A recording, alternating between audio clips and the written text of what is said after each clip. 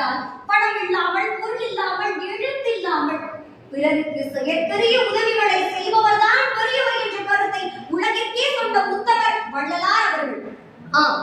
இன்னும் ஒருபடி மேலே சென்றால் இந்த உலகம் தமிழ் சமுதாய மீட்சிக்காக எத்தனை தலைவர்களை வேண்டுமானாலும் முன்னிறுத்தி பேசலாம். ஆனால் இயற்கை தந்த ஒரே சித்தாந்தம், இயற்கை தந்த வட இந்தியா முழுவதும் சுற்றி திரிகிறார். அப்பொழுது உணவுக்காக ஒரு வீட்டினுடைய கதவை தட்டி பிச்சை கேட்கிறார். அப்பொழுது அவருக்கு கிடைத்த உணவு ஒரு ரொட்டி துண்டு, அதுவும் 10 நாட்களுக்கு முன்பு செய்த ரொட்டி துண்டு. இதை எப்படி உண்ண வேண்டும் என்பதையும் அவரே கூறுகிறார். ஓடுகின்ற ஆற்று நீரில் நனைத்து ஊற வைத்துதான் இதை உண்ண வேண்டும் என்று கூறுகிறார். இந்த நிலைமை வருவதற்கான காரணம் என்ன? இதற்கான காரணம், இப்படியாக துறவிகள் வருகின்ற அனைவரும் நெருப்பை ஏற்றாமல் உணவு சமைக்க கூடாது, உணவு உண்ணக்கூடாது என்ற எழுதப்படாத ஒரு சட்டம் இருந்தது. அந்த சட்டத்தை முறியடிக்கிறார் நம்முடைய வள்ளலார் அவர்கள். துறவிகள் என்று கூறப்படுபவர் எல்லோரும் இல்லத்தார்களிடமிருந்துதான் உணவு பெற்று உண்ண வேண்டும் என்ற நிலையை மாற்றி சமரச சுத்த சன்மார்க்கம் உணவு வேண்டிய சாலை ஒன்றை நிறுவினார்.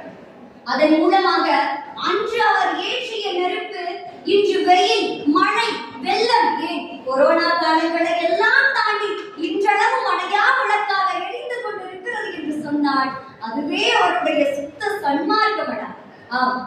ஜீவகாருண்யமே சன்மார்க்கம், துறவை எல்லாம் துன்மார்க்கம் என்று கூறுகிறார். அன்றைய காலங்களில் எல்லாம் ஆன்மீக மடங்கள் என்று அழைக்கப்பட்டது. அதை மாற்றி சங்கம் என்று பெயர் வையுங்கள் என்று கூறினார். உணவு வழங்கப்படும் இடங்கள் எல்லாம் உண்ணச்சத்திரம், உணவுச்சத்திரம் என்று கூறப்பட்டது. அதை மாற்றி சாலை என்று பெயர் வையுங்கள் என்று கூறினார். இன்னும் ஒருபடி மேலே சென்றால் இறைவன் இருக்கும் ஆலயத்தை கோவில் என்று அழைத்த போது இல்லை, அது சபை என்று கூறிய பெருமூத்தவன் தான் நம்முடைய வள்ளலார் அவர்கள். இவை எல்லாவற்றிற்கும் மேலாக இன்னும் ஒருபடி மேலே சென்றால் சமயமும் மதமும் சாதியும் பொய்யென ஆதியில் உணர்த்திய அருட்பெரும் ஜோதி என்று சமயங்களையும் சாதியங்களையும் மூட நம்பிக்கைகளை எல்லாம் மறக்கறிந்து ஒன்றே குலம், ஒருவனே தேவன், இதுவே என்னுடைய நோக்கம் என்று தன்னுடைய உயிர் மூச்சாக கொண்டவர் தான் நம்முடைய வள்ளல் பெருமான் அவர்கள். சரி, இந்த சன்மார்க்க சங்கத்தில் யார்தான் இருப்பார்கள் என்று கேள்வி எழும்போது என்ன பதிலளிப்பது?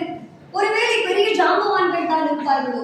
சன்மார்க்கம் என்பது ஒரு நிறுவனமா என்றெல்லாம் கேள்வி எழுப்பும் போது இல்லவே இல்லை. இந்த உலகில் யாரெல்லாம் தன்னை சுற்றியுள்ள உயிர்களிடத்தில் அன்பு பாராட்டுகிறார்களோ, யாரெல்லாம்